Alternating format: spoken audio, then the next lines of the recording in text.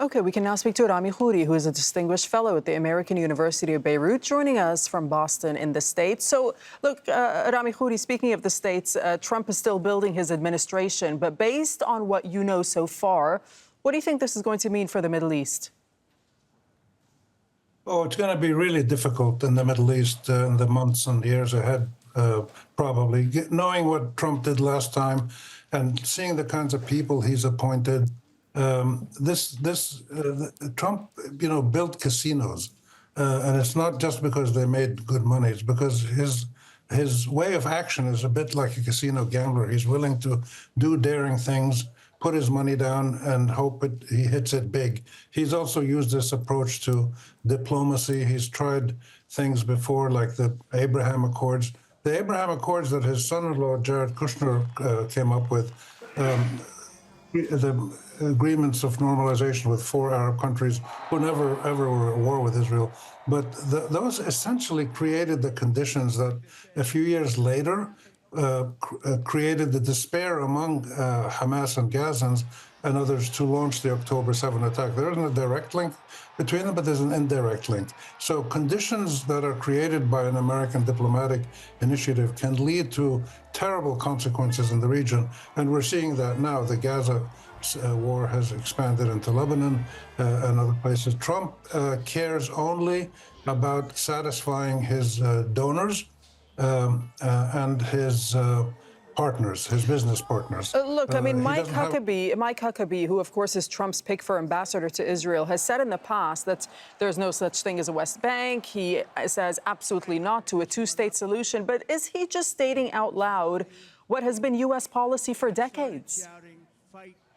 Pretty much, yeah. It's very clear now, after over a year of the genocide, the Israeli-American joint genocide, it's pretty clear now that the U.S. really is pleased with what Israel is doing, and that Israel is acting as a junior partner to an American, formerly a British, kind of imperial imperative in the region, which is to take control of the region, to order people around, to arrange economic and strategic relations in a way that serves the heartland of the empire. It used to be London, now it's Washington, and Israel is the front lines of that imperial system. So yes, the U.S. is really not a serious negotiator for any kind of peace agreement. Occasionally it does something useful, but most of the times it's not serious. So we should expect more dangerous moves from Trump, but they elicit responses. This is what's new in the region. People don't just sit down and watch this on TV. Look, I mean, Trump does like to present himself as a huge supporter of Israel. We've seen that in the past, but he also sometimes has had a difficult relationship with Netanyahu himself. Do you think that's all in the past, or is that going to shape the future? It depends on what kind of deal that Netanyahu offers him, really. It's very simple. Trump is a deal maker. He wants to negotiate a situation that benefits him personally, his family, his business partners, his political allies, his donors, and ultimately the people who voted for him. Fortunately, he can't run again for president, but unless he changes the Constitution. So we don't know what's going to happen between Israel and the United States. We do know that they have pushed things so far now in the genocidal year, 13 months we've had. They've shattered all the basic principles of international law and human rights protection systems.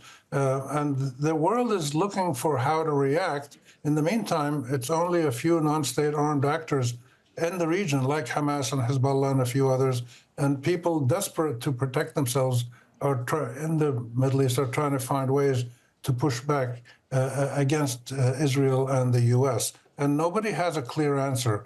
Could there be a deal in the making, though, when it comes to Lebanon? Because there's some reporting out of the U.S. that suggests that Netanyahu told Trump this week that Israel is rushing to advance a ceasefire deal with Lebanon, and that's in order to deliver Trump an early foreign policy win. How likely do you think that is?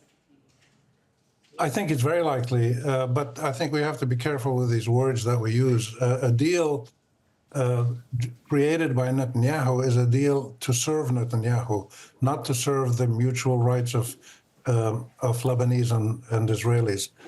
Any kind of ceasefire or peace agreement, or whatever we call it, Israel wants to use that to dominate Lebanon permanently, as it's now trying to dominate Gaza and the West Bank permanently. And the U.S. seems to go along with this. So this is dangerous for the United States. This is really very dangerous because it makes the United States a direct actor in a genocidal process that obliterates entire people. And just looking at the region sort of more widely for a moment, what does this mean for ties to, for example, Saudi Arabia and other Gulf countries? We know Trump's son-in-law, Jared Kushner, isn't expected to be part of the administration this time around, as far as we know, but he has spent the last few years building business ties with Saudi Arabia as well as other Gulf states. Well, that's the Trumpian way. That's what they do. They make deals, business deals, and they use political and diplomatic arrangements to stoke those deals, to help them out.